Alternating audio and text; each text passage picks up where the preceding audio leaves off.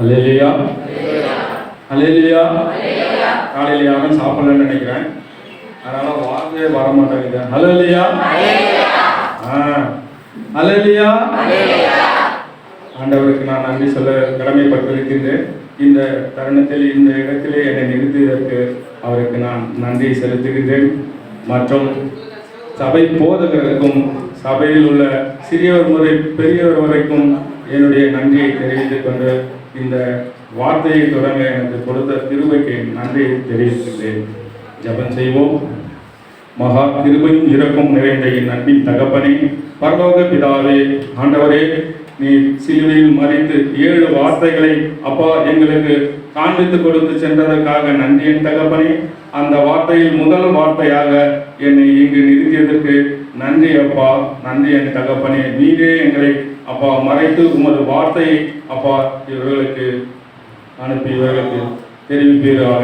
ஆண்டவரே, எனது சிந்தையோ எனது புத்தியோ என்ற அறிவிலிருந்து வரும் வார்த்தைகள் ஒன்றும் வெளிப்படக்கூடாது. ஆண்டவரே, உன்னுடைய அப்பா ஆவியிலிருந்து வரக்கூடிய வார்த்தைகள் இவர்களுக்கு அப்பா மனதில் சென்று அடையும்படி நான் ஜெபிக்கின்றேன். கர்த்தரே, துதிக்கான மகிமை தாங்கள் ஒருவருக்கே செலுத்துகின்றோம். எனது ஜீவனுள்ள நல்ல பிதாவே, ஆமென். மன்னியுங்கள் என்று சொன்னவரே, மன்னிக்கும் இதயம் தாரும். மன்னியுங்கள் என்று சொன்னவரே, மன்னிக்கும் இதயம் தாரும். மன்னிக்கும் இதயம் தாரும்.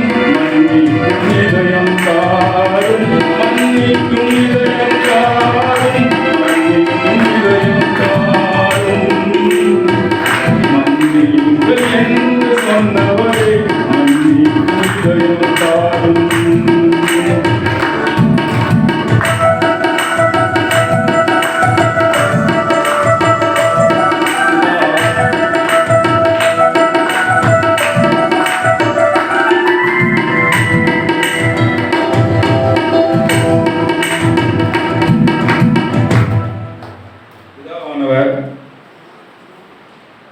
சிலுவையில் மறித்த போது முதல் வார்த்தையாக பிதாவே இவர்களுக்கு மன்னியும்.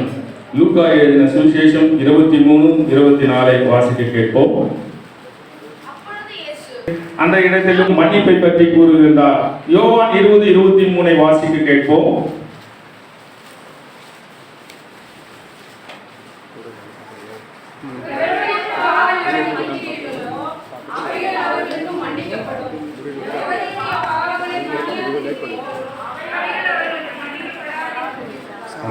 இயேசையா எப்படி சொல்றாரு பாருங்க. இயேசு அவரை யாரு நீங்க மன்னிக்கிறீங்களோ நான் உங்களை மன்னிக்கிறேன் அப்படின்னு வந்து அவர் அந்த யோவான் 20:23 தெளிவா நமக்கு சொல்லி இருக்கிறார். அதே போல மத்தேயு 18:21-22 கூட பேதுரு படிங்க. 18:21-22.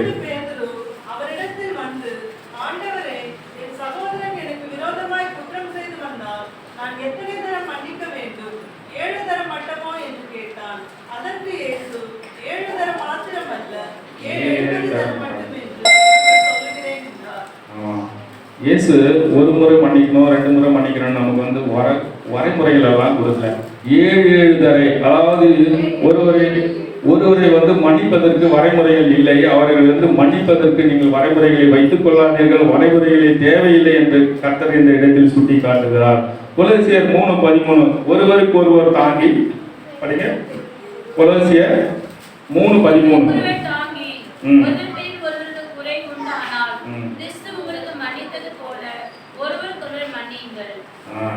இந்த இடத்துல கூட அவர் மன்னிப்பை சொல்கிறார்.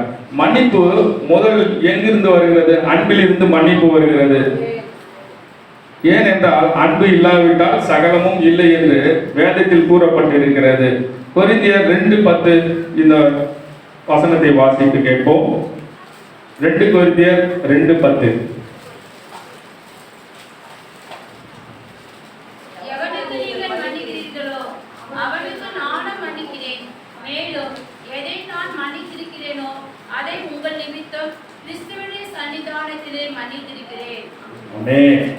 மன்னிப்பு ஒரு பலவீனம் அல்ல, மன்னிப்பு என்பது ஒரு பலம். மன்னிப்பு இருந்தால் மன்னிப்பு ஒரு பலன். மன்னிப்பு இல்லாவிட்டால் அந்த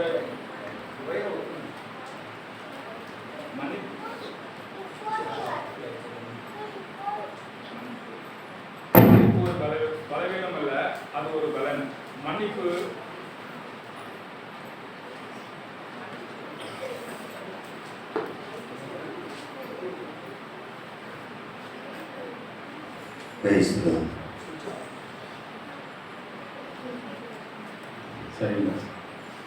மன்னிப்பு ஒரு பலவீனம் அல்ல, அது ஒரு பலன். மன்னிப்பு அநேக மிஷனரிகளை உருவாக்கக்கூடிய ஒரு வலிமை மிக்கது.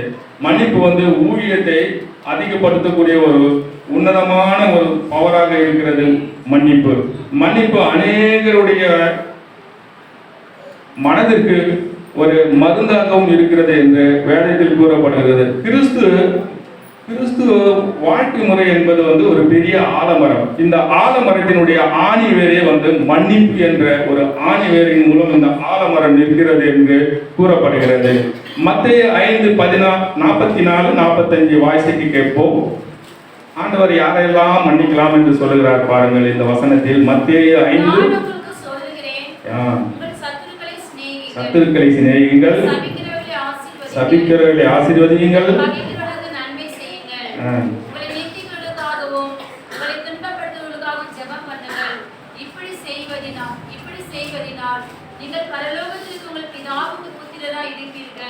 பரலோகத்தில் இருக்கிற பிதா அவர்கள் என்ன சொல்றாரு? பரலோகத்தில் இருக்கிற பிதாவுக்கு நீங்கள் புத்திரராக இருப்பீர்கள். மன்னிப்பு என்பது ஆண்டவர் நமக்கு கொடுத்த ஒரு பெரிய ஒரு வரம். இந்த வரத்தை நாம் பெற்றுக்கொள்ள வேண்டும். இப்போ ஏசாயாவின் எபேசியர் 4:31-32 வாசிக்க கேட்போம்.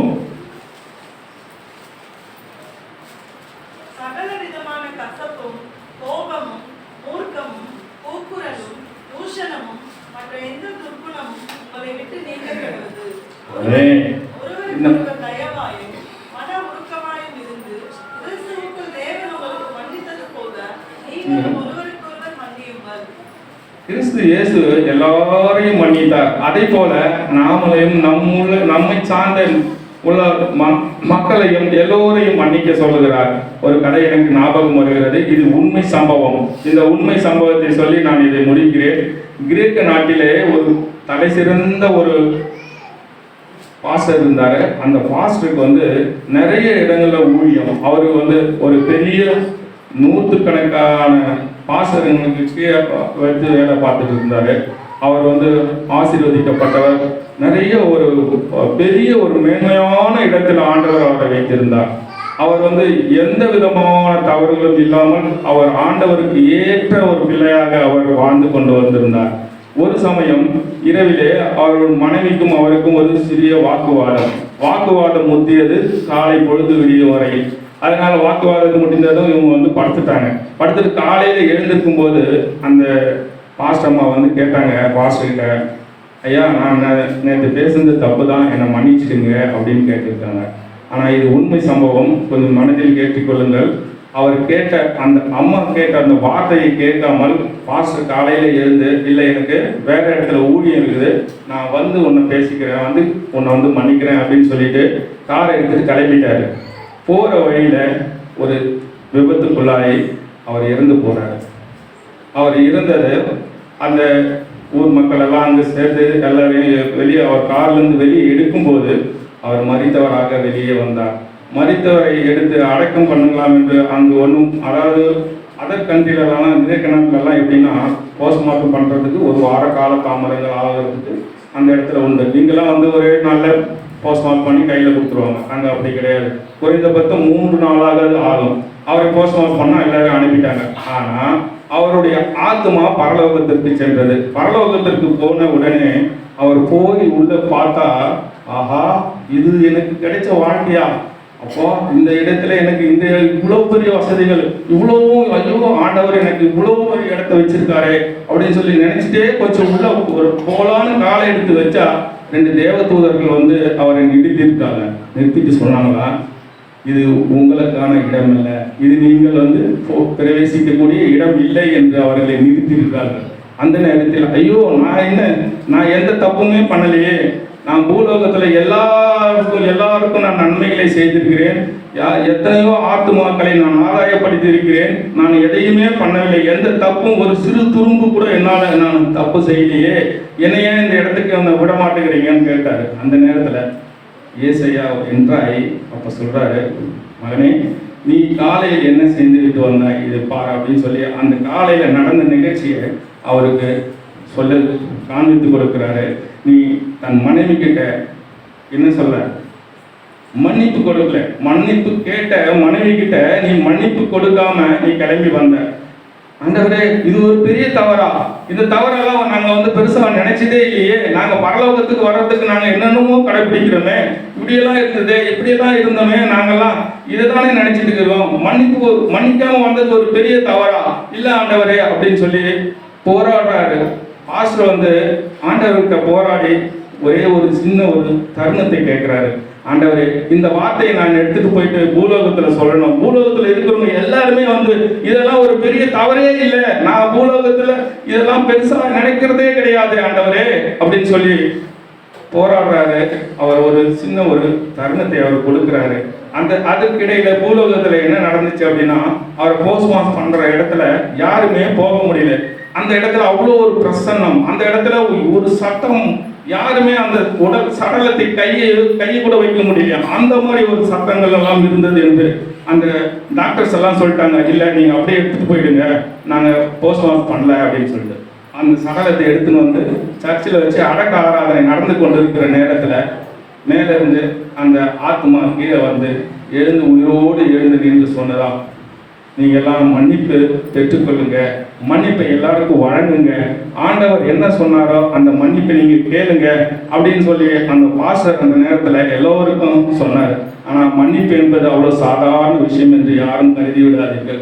மன்னிப்பு எல்லோருக்கும் ஒரு பலவீனமாக நினைத்து விடாதீர்கள். மன்னிப்பு அவ்வளவும் பலவீனம் அல்ல, பலம் என்று நீங்கள் நினைத்து இந்த தருணத்தில் இருந்து உங்கள் அக்கம் பக்கத்தில் இருக்கிறவர்களுக்கோ யாரிடத்திலும்